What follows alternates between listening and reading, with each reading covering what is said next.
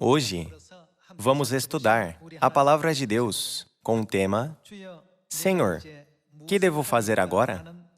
Com este tópico, vamos aprender a Palavra de Deus. Na nossa vida de fé, nós frequentemente experimentamos várias dificuldades, provas e perseguições. Quando tais coisas acontecem, normalmente as pessoas reclamam e murmuram, sem conhecer a vontade de Deus, dizendo: por que isso aconteceu comigo? Ou, por que essas coisas acontecem apenas comigo?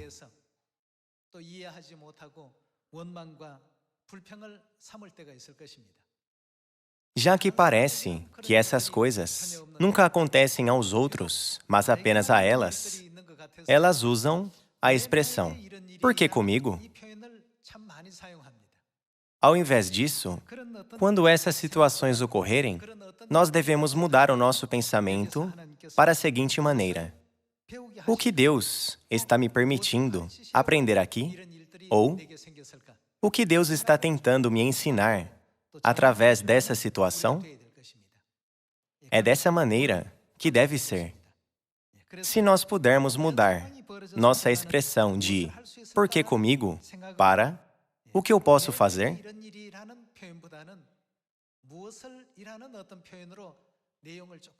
Nosso caminho do Evangelho será mais produtivo e próspero.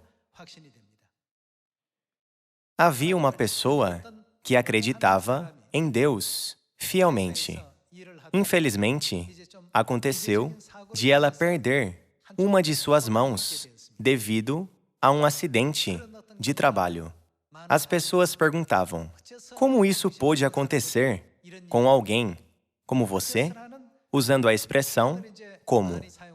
Ou a pessoa poderia dizer a si mesma, por que isso aconteceu comigo, se eu sou tão fiel a Deus?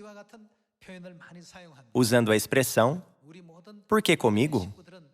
Quando uma situação assim acontece, nós, todos os membros de Sião, devemos mudar os nossos pensamentos um pouco. Nós devemos refletir qual é a vontade de Deus nesta situação. Nós devemos usar a expressão qual com mais frequência do que a expressão por quê. A pessoa que perdeu sua mão orava a Deus da seguinte maneira: ó Deus, eu creio que você tenha permitido essa situação acontecer para que se cumprisse a sua vontade. O que eu devo fazer para você de agora em diante? Depois de perguntar o que eu devo fazer através da oração, ele ficou mais animado em encontrar a providência da salvação que Deus cumpriria a seguir. Ao invés de culpar a Deus pelo acidente, ele pensou, deve haver algo que Deus preparou e cumprirá para me fazer crescer. Isso significa que seus olhos espirituais foram abertos. Quando os antepassados da fé, como o apóstolo Paulo, primeiro, se arrependeram e voltaram aos braços de Deus, a primeira coisa que ele perguntou e falou a Deus foi: Senhor, que devo fazer para você agora? Ao invés de dizer, por que você me dá tantas dificuldades? Por que você me faz sofrer assim? Por que você me envia a tal lugar perigoso para que eu faça a obra de Deus? Ele disse, o que você quer que eu faça aqui? Não importa o que, se vivemos nossa vida de fé, compreendendo que estamos na providência de Deus, nós, com certeza, receberemos abundantes bênçãos de Deus.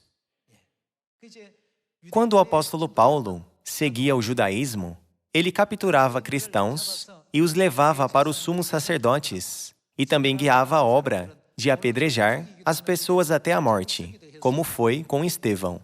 Mas no caminho para Damasco, ele se encontrou com Jesus Cristo. Depois de receber Jesus Cristo, que foi a ele como um feixe de luz do céu, seu coração passou por uma grande mudança. Ele encontrou coisas incríveis, das quais nunca havia imaginado na sua vida antiga. Então, ele perguntou a Deus: "Que devo fazer para você agora? O que você quer que eu faça?" Quando há tribulações, provas e perseguições, ou quando várias circunstâncias indesejadas são dadas na nossa vida de fé, e Deus nos guia para um caminho oposto do nosso caminho desejado, nós podemos ter pensamentos negativos. Deus me abandonou? Deus retirou sua graça de mim? Contudo, quando nós olhamos de perto para a obra dos antepassados da fé, nós podemos encontrar que eles não disseram: "Por que você deu tal sofrimento apenas para mim?" Mas, ao invés disso, perguntaram a Deus: "Qual é a sua vontade para mim? Senhor, que devo fazer para você?"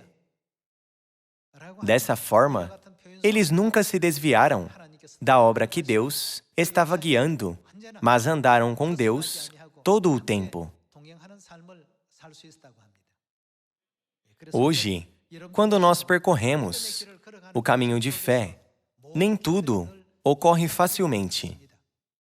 Vamos pensar sobre isso. Se não houvesse nenhum único dia de nuvens ou chuva na terra, se o céu fosse claro e ensolarado todos os 365 dias, essa terra logo se tornaria em um deserto. Contudo, já que temos dias nublados e chuvosos e dias ensolarados, de tempos em tempos, os organismos vivos podem existir e se mover nesse planeta Terra. Dessa forma, na nossa vida de fé, nós, às vezes, experimentamos dificuldades e, às vezes, percorremos um caminho suave. Há momentos bons e também precisamos passar por dificuldades, sofrimentos e provas. Assim como na jornada de 40 anos no deserto, nós encontraremos várias situações na nossa vida de fé. Vamos nos lembrar disso. Quando algo acontece, não vamos pensar: "Por que isso acontece apenas comigo?" Mas vamos nos perguntar: "O que é que Deus quer que eu faça para Ele estar me guiando por este caminho agora?" Quando olhamos para todo o cenário, para onde Deus está guiando todos nós? Ele está nos guiando ao céu. No processo de nos guiar ao céu, Deus pode nos colocar em um lugar um pouco desconfortável, ou em um lugar mais suave, ou em um lugar onde a perseguição é severa, ou em um lugar onde tudo é pacífico. Nós mesmos não sabemos que tipo de situação e circunstância nós estamos. Mas Deus sabe tudo. Deus sabe o que falta em nós, nossas falhas e imperfeições. Já que Deus sabe, Ele fortalece nossos pontos fracos e remove nossas falhas. Nós devemos lembrar que Deus está sempre guiando seus filhos em Sião para o caminho da salvação. De acordo com a primeira epístola aos Tessalonicenses, capítulo 5, que tipo de vida devemos viver?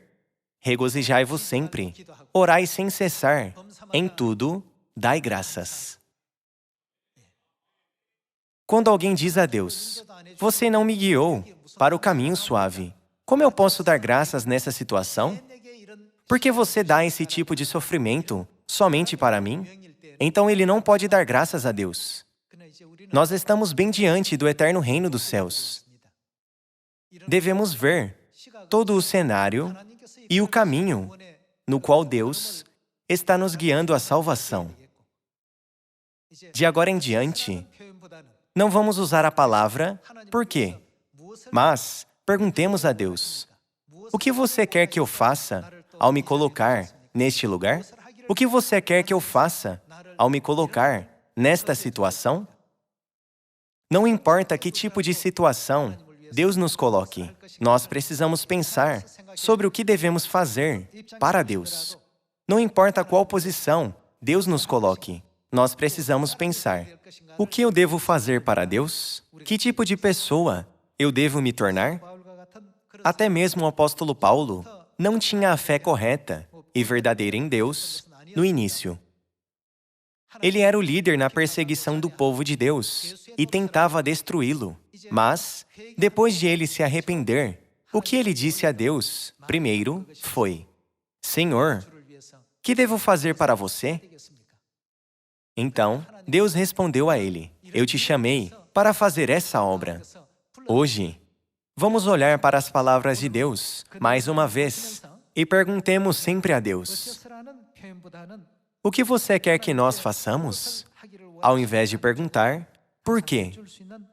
Vejamos o livro de Atos dos Apóstolos, capítulo 22. Capítulo 22, versículo 6. Ora, aconteceu que, indo de caminho, e já perto de Damasco, quase ao meio-dia, repentinamente, grande luz do céu brilhou ao redor de mim. Então, caí por terra, ouvindo uma voz que me dizia: Saulo, Saulo, por que me persegues? Perguntei: quem és tu, Senhor? Ao que me respondeu: eu sou Jesus, o Nazareno, a quem tu persegues. Os que estavam comigo viram a luz, sem, contudo, perceberem o sentido da voz de quem falava comigo. Então perguntei: que farei, Senhor? No caminho para Damasco, o apóstolo Paulo passou por uma grande mudança no seu coração. A primeira palavra que ele falou a Deus foi: Senhor, que farei? E o Senhor me disse: levanta-te, entra em Damasco, pois ali te dirão acerca de tudo o que te é ordenado fazer. Tendo ficado cego por causa do fulgor daquela luz, guiado pela mão dos que estavam comigo, cheguei a Damasco. Um homem, chamado Ananias, piedoso conforme a lei, tendo bom testemunho de todos os judeus que ali moravam, veio procurar-me e, pondo-se junto a mim, disse: Saulo, irmão, recebe novamente a vista. Nessa mesma hora, recobrei a vista e olhei para ele. Então ele disse: o Deus de nossos pais, de antemão, te escolheu para conheceres a sua vontade, veres o justo e ouvires uma voz da sua própria boca, porque terás de ser sua testemunha diante de todos os homens, das coisas que tens visto e ouvido. E agora, por que te demoras? Levanta-te, recebe o batismo e lava os teus pecados, invocando o nome dele.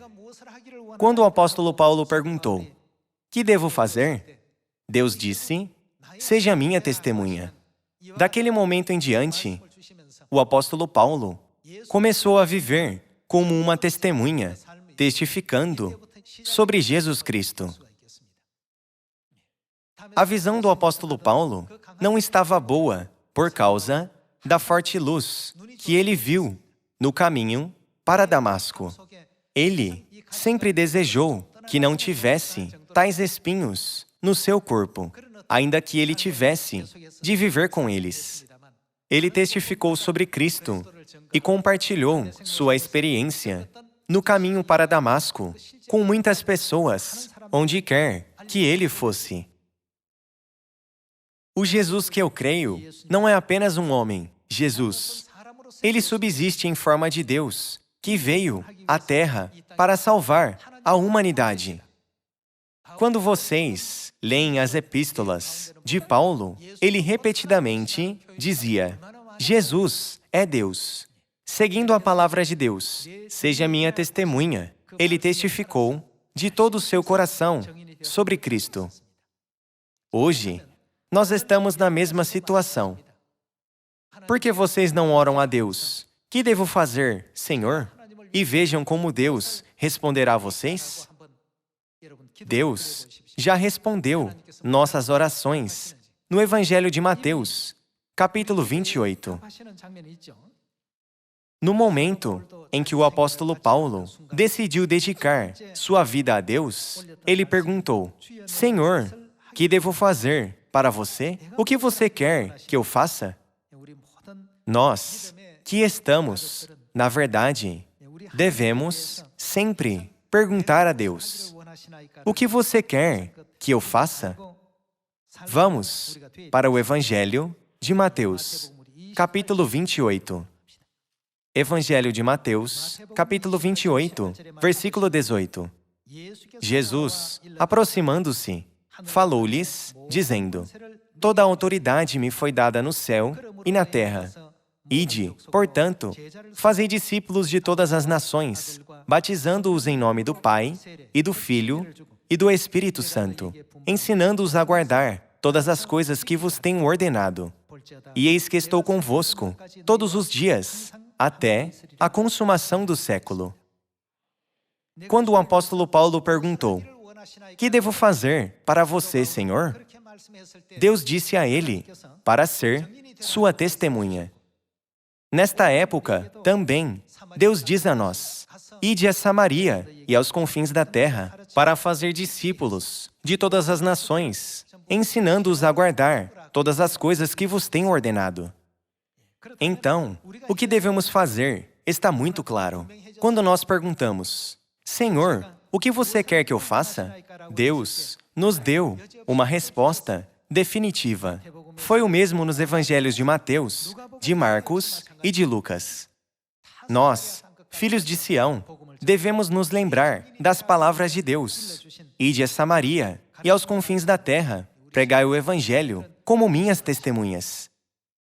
E façam todos os esforços para entregar a palavra da verdade em Samaria e aos confins da terra.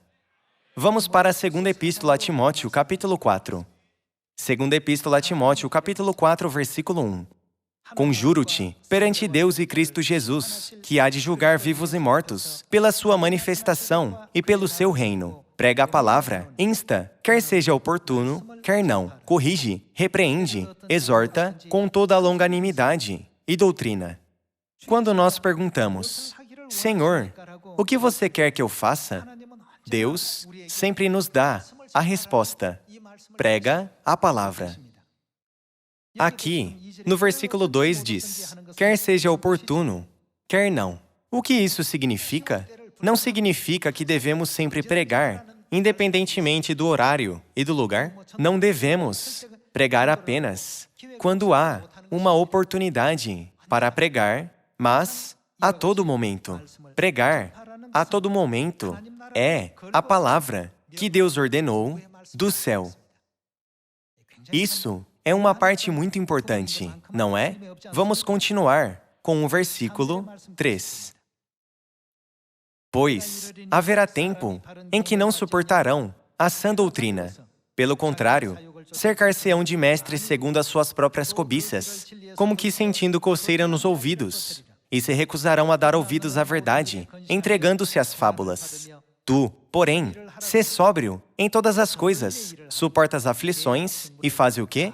Faze o trabalho de um evangelista, cumpre cabalmente o teu ministério. Quando nós perguntamos: Senhor, o que é que você quer que façamos? Ele respondeu: pregue, quer seja oportuno, quer não. Dedique-se sempre em pregar a palavra. Nós devemos ajudar nossos irmãos e irmãs que estão perdidos a retornarem aos braços do pai e da mãe, ao permitir que eles ouçam a voz de Deus, e devemos guiá-los para que se arrependam e tomem parte da salvação. No céu, Deus se regozija mais quando um pecador se arrepende do que por 99 justos. Esse é o coração do pai e da mãe. Os pais que perderam seus filhos surgem no noticiário de tempos em tempos. É bem conhecido sobre um pai que tem procurado por sua filha por 16 anos, depois de perdê-la.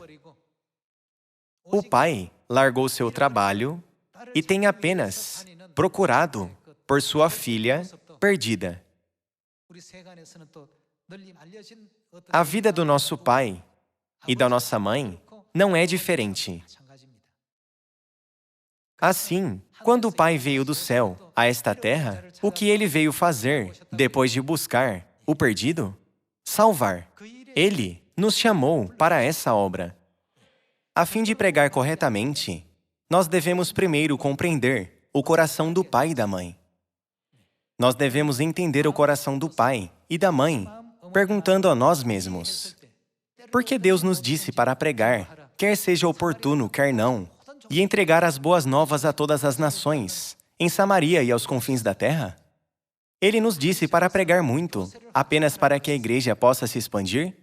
Não é apenas para a expansão da igreja, mas há a vontade de Deus, que quer nos fazer encontrar nossos irmãos e irmãs espirituais, certo? Não vamos negligenciar ninguém pensando: ele ou ela não é meu fruto. Quando pensamos espiritualmente, todos nós somos uma família na fé. Já que somos uma família, devemos ter uma fé firme para guiar todos à salvação e ter uma forte vontade de trazer todos para nosso lar eterno, o reino dos céus. Vamos para a segunda epístola a Timóteo, capítulo 4, versículo 17. Mas o Senhor me assistiu e me revestiu de forças, para que, por meu intermédio, a pregação fosse plenamente cumprida, e todos os gentios a ouvissem, e fui libertado da boca do leão. Versículo 18. O Senhor me livrará também de toda obra maligna, e me levará salvo para o seu reino celestial. A Ele, glória pelos séculos dos séculos. Amém? Através de sua mensagem, Deus nos guia ao céu e à salvação. É por isso que todos os filhos de Sião nunca devem se esquecer de tal graça do pai e da mãe. Um longo tempo atrás, quando Deus concedeu Jericó a Josué e ao exército israelita, Deus disse a eles que gritassem todos juntos, com um coração e uma mente em união.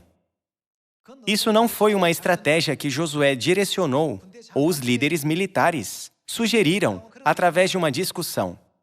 A vontade foi de quem? Foi simplesmente a vontade de Deus. Deus disse: todos devem se levantar e gritar juntos. Se os líderes militares tivessem planejado isso, eles teriam tentado derrubar as muralhas, lançando pedras imensas. Eles provavelmente teriam feito muitos esforços fisicamente. Contudo, Deus fez Jericó cair simplesmente quando todos se levantaram e gritaram todos juntos. Essa obra não é apenas para Josué e o exército israelita. Nos dias de Josué, foi dito que tudo que foi escrito no passado foi escrito para nos ensinar, certo? Nós devemos tomar um tempo para refletir. Qual é a lição que devemos aprender com o que foi registrado sobre os dias de Josué? Ainda que estejamos em uma posição onde podemos fazer isso, se nós não mantivermos o passo com o som das profecias de Deus ou nos juntarmos, o que acontecerá com essa obra? O último povo de Deus deve se mover de acordo com a profecia de Deus. Quando Deus diz: todos devem gritar juntos, todos nós devemos gritar juntos. Se alguns gritarem e outros permanecerem em silêncio, não poderá se cumprir. Então, se todos os membros da família de Sião participarem da obra que Deus está realizando, o resultado dessa obra será realmente magnífica. O Pai não nos disse que ainda que o mundo estivesse em clamor quando o comunismo caísse e se tornasse em democracia, a obra do povo de Deus, no final, seria maior? Qual é a obra que realmente chocará o mundo? Ninguém imaginou que a fortaleza impenetrável de Jericó cairia. Mas a obra que ninguém sequer imaginou se tornou realidade. A obra de pregar a 7 bilhões de pessoas certamente não é um sonho. Já que Deus está conosco, isso é algo que certamente pode se cumprir. Quando esse dia chegar de repente, nós não devemos dizer, eu não preparei nada, o que eu devo fazer? Ao invés disso, de agora em diante, todos devem estar despertos e voltar a recobrar os sentidos. Não diz na Bíblia, sede sóbrios e vigilantes?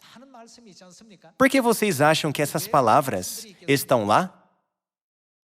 Neste exato momento, Deus está tocando o alarme. Não devemos negligenciar sua advertência. É por isso que está escrito, no capítulo 4 da segunda epístola a Timóteo, pregue, quer seja oportuno, quer não. E no versículo 17, para que a pregação fosse plenamente cumprida, e todos os gentios a ouvissem. Para essa obra, eu fui libertado até mesmo da boca do leão. Deus nos liberta de todos os tipos de perigos e situações críticas. Então, quando perguntamos, com um só coração, Senhor, que devo fazer para você? Deus nos dá a mesma resposta.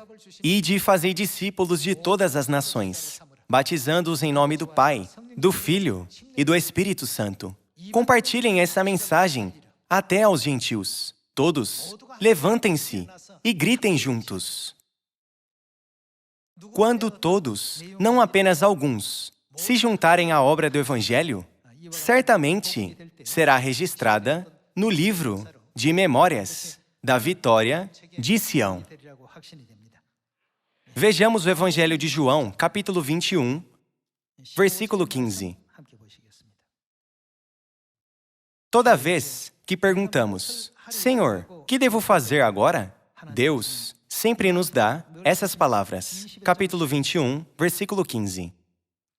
Depois de terem comido, perguntou Jesus a Simão Pedro, Simão, filho de João, amas-me mais do que estes outros? Ele respondeu, sim, Senhor, tu sabes que te amo. Ele lhe disse, apacenta os meus cordeiros.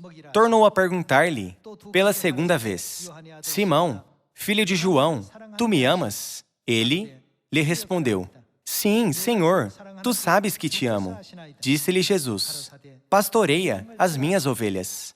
Pela terceira vez, Jesus lhe perguntou, Simão, filho de João, tu me amas? Pedro entristeceu-se por ele lhe ter dito, pela terceira vez, tu me amas? E respondeu-lhe, Senhor, tu sabes todas as coisas, tu sabes que eu te amo. Jesus lhe disse, apacenta as minhas ovelhas. Tudo o que Deus deseja para nós está contido nos 4 evangelhos. Deus nos ensinou a nos dedicar a pregar, quer seja oportuno, quer não, e fazer discípulos de todas as nações, batizando-os em nome do Pai, do Filho e do Espírito Santo, e ensinando-os todas as coisas que Ele nos mandou guardar.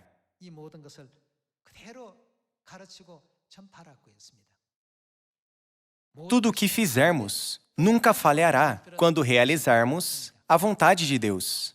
Ainda que clamemos fazer a vontade de Deus, se continuarmos aplicando os pensamentos humanos, levará mais tempo e faz com que problemas surjam. Contudo, quando tudo é feito de acordo com a vontade de Deus, não há necessidade de se preocupar. Vamos seguir a vontade graciosa do pai e da mãe. Já que Deus disse, apacenta as minhas ovelhas, nós devemos cuidar bem de todos os nossos irmãos e irmãs em Sião e devemos nos unir. Ao invés de apontar os pontos fracos e erros uns dos outros, nós devemos nos encorajar e considerarmos uns aos outros com palavras belas e positivas, para que possamos adiantar o dia de entrar no reino dos céus. Se vocês consideram nossos irmãos e irmãs apenas como membros, vocês não podem cuidar bem deles. Deus não disse que somos irmãos e irmãs?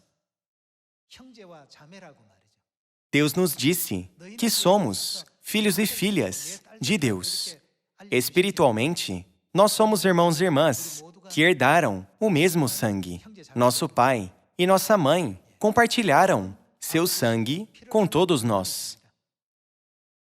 Eu quero que todos os nossos membros da família celestial sigam a vontade de Deus e participem do último grito profético, como aquele que fez Jericó cair, para que possamos encontrar todos os nossos irmãos e irmãs que estão perdidos e obtenhamos a vitória gloriosa como tudo que foi profetizado pelo pai e pela mãe há milhares de anos, através dos profetas. Não vamos dizer, por que eu? Por que tais coisas ruins acontecem comigo? Enquanto fazemos a obra do Evangelho, não podemos dizer que alguém está em uma situação favorável, enquanto o outro está em uma situação desfavorável. Onde quer que estejamos, onde quer que Deus nos envie, estamos no melhor lugar para nós. Se nós estamos cobertos espessamente com sujeira espiritual, nós devemos nos limpar rapidamente. Deus nos guia para o lugar onde podemos nos lavar rapidamente. Se há uma pessoa que é muito limpa, então Deus enviará essa pessoa ao lugar adequado para ela. Tudo acontece pela graça e providência de Deus. É por isso que não importa o que aconteça, nós devemos estar gratos. Em tudo, dai graças a Deus. Não é que devemos dar graças a Deus sem razão alguma. Quando vocês olham para tudo, há o amor de Deus. Há uma razão de Deus nos guiar para determinado caminho do Evangelho. Nós devemos crer nisso. Dessa forma, tornemo-nos em irmãos e irmãs de Sião, que testemunharão a gloriosa obra da salvação de Deus. Eu espero que todos nós nos regozijemos quando retornarmos ao nosso lar celestial com a Mãe Celestial, pedindo a todos os membros de Sião que preparem essas coisas. Eu gostaria de concluir o sermão de hoje. Muito obrigado.